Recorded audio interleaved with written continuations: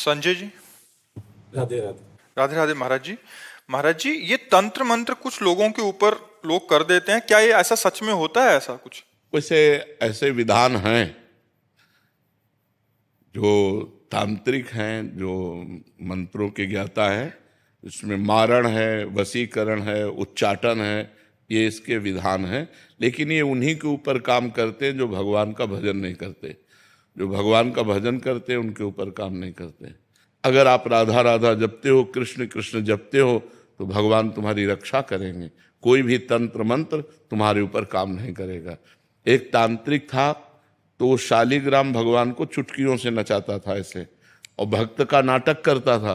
तो भक्त लोग बड़े, जो देखने वाले, यार भगवान इसके बस में है, जैसा चाहता वैसा नचाता है।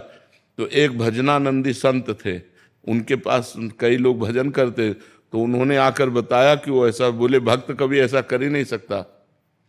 भक्त भगवान को प्रदर्शन थोड़ी करेगा, वो तो आराधना की वस्तु है। तो फिर उन्होंने कहा, महाराज ये तो बड़ा गलत हो रहा है, समाज भ्रमित हो रहा है।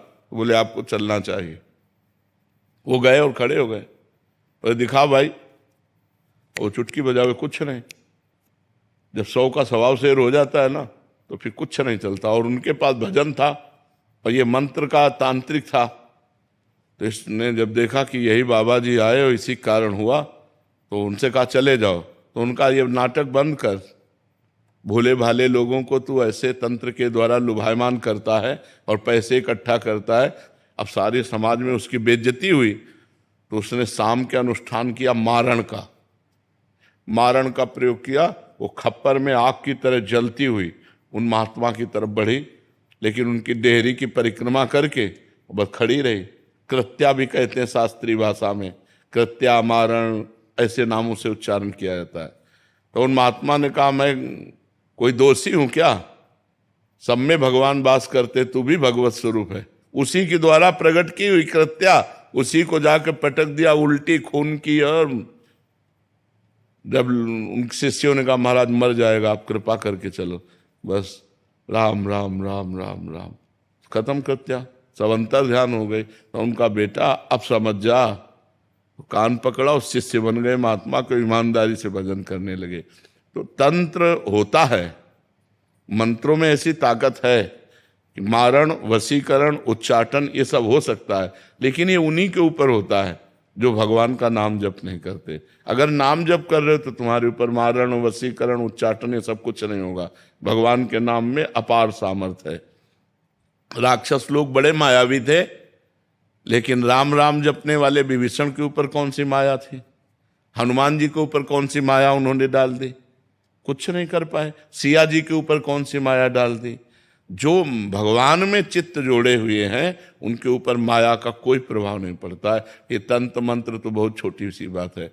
एक बड़ा तांत्रिक था, वो सन्यासियों को परेशान करता था। तो धर्म सम्राट करपात्री जी उनके पास गए और कहा, नारायण नारायण नारायण, और कहा जितनी तेरे में ताकत हो अब लगा तंत्र की। चरणों में गिर गया था। बोले आपके ऊपर हमारा तंत्र कोई काम नहीं करेगा। जहाँ नारायण नाम है, राम नाम है, कृष्ण नाम है, राधा नाम है, हरि नाम है, जहाँ पाप करने वाले लोग हैं उन्हीं के ऊपर उनका प्रभाव पड़ता है। ऐसा है कि तुम्हारे ऊपर अगर तंत्र कर दिया जाए तो तुम परेशान हो जाओगे। तुम्हारे ऊपर मारण लगा दिया जाए तो 10 दिन में मर जाओगे। अगर 1 दिन का लगा तो 1 दिन में मर जाओगे। 1 महीने का लगा तो 1 महीने में मर जाओगे। ऐसे हैं, मंत्रों का प्रभाव है, पर वो अच्छे से अनुष्ठान करेगा तब आपके ऊपर प्रभाव पड़ेगा। महाराज जी, जिनके ऊपर ऐसा हो गया है, उनके परिवार वालों को लगता है कि इसके ऊपर हो गया, तो अब वो क्या करें? भगवान का नाम कीर्तन घर में करवावें और भगवान की कथा, भगवान का नाम जप करें, सब ठीक हो जाएगा। को अलग से संकल्प करना पड़ेगा या ऐसे ही हो जाए? ऐसे ही शुरू कर दे। ऐसे 1 घंटा नाम कीर्तन करवावे, नाम जप करे, भगवान की कथा, भगवान शालिग्राम विराजमान कर ले। घर में नाम कीर्तन जिसमें होता है, नाम संकीर्तनम यस्य सर्व पाप प्रणाशनम, 1 घंटा नाम कीर्तन करे, कोई भी अमंगल नहीं होता। महाराज जी, अभी एक कोई जने आए थे, वो कह रहे थे कि इन पे ऐसा हो गया, तो हमने यही उपदेश दिया कि ये नाम, कह रहे कि नाम इनसे होता नहीं है नाम जप, और एक नाम सुनते हैं तो फिर बहुत विकल हो जाते हैं। ये मतलब जिन पे ऐसा हुआ है महाराज, वो सुनना भी नहीं चाहते जिसके ऊपर नहीं तो फिर यही तो दुर्गति है, यही तो दुर्गति है। तो मतलब उनको बिठा के ऐसा हाँ, बिठा के जबरदस्ती सुनाना चाहिए, वो निश्चित खत्म क्योंकि हो। उनको कह रहा है कि इनको कष्ट होता है कि जब नाम हाँ, कष्ट होगा, क्योंकि वो मंत्र का प्रभाव है, इसलिए उसके ऊपर है। नहीं तो नाम जप से भूत प्रेत उतर जाए, सब सब सब ठीक हो जाए। नाम जप में बड़ी सामर्थ्य है, बड़ी सामर्थ्य है।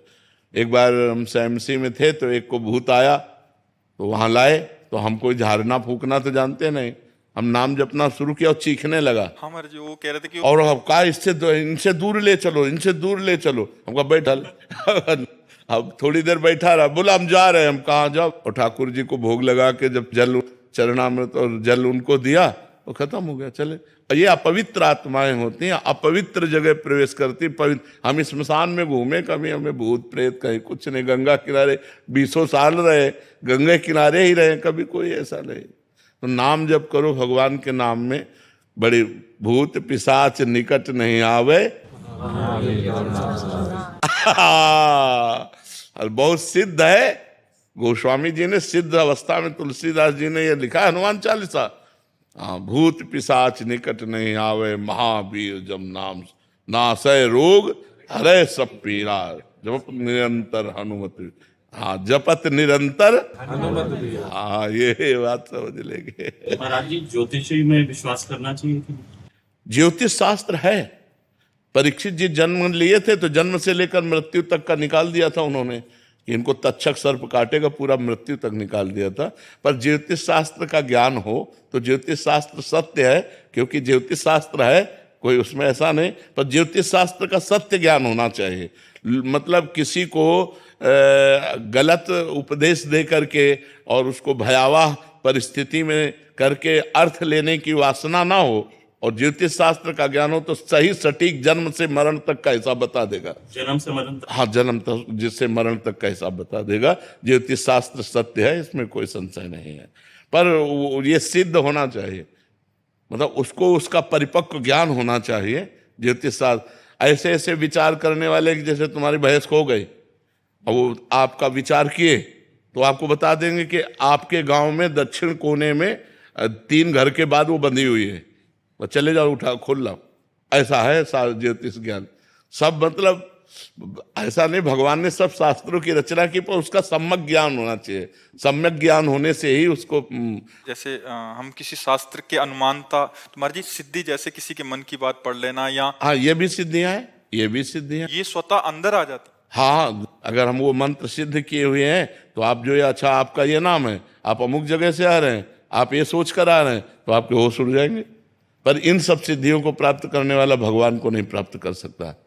इसलिए कभी भगवान को प्राप्त करने वाले में आप कोई सिद्धि नहीं देखेंगे। ये सब शांत एकदम साधारण पुरुष, वो सब रिद्धि सिद्धि पेरे बहुआई, बुद्धि लोभ दिखावे भाई, होए बुद्धि जो परम सयानी, तिंतन चितई न अनहित जानी। वो अनहित कर देंगे, वो भगवत प्राप्ति नहीं होने देंगी। इसीलिए जो सिद्ध संत होते हैं वो भगवान के प्रेम में डूबते हैं, इन सिद्धियों के चक्कर में नहीं पड़ते हैं। ये सिद्धियां तो बहुत छोटे से थोड़े वजन में आ जाती हैं कि आप क्या सोच रहे हैं, आपका क्या नाम है, आप कहाँ से आए हैं, ये बहुत छोटी मोटी बातें हैं, ये कोई बड़ी बात नहीं है। इन सब बातों को तो बहुत क्रॉस करके तब आगे बढ़ा जाता है परमार्थ में। अगर इसको स्वीकार कर ले तो फिर भगवान के दर्शन और भगवान का प्रेम नहीं मिलता। तो ये जीवन भगवान के दर्शन के लिए कि तुम्हारे मन की बात जानने के लिए? अपने मन की बात जान करके तो जिंदगी बर्बाद हो रही है, औरों के मन की बात जान करके इतना बोझा कौन लोग ढोए। महाराज जी, और भी सिद्धियां होती हैं? बहुत सिद्धियां होती हैं। महाराज जी, आपने बताया था कि जल पे चलना।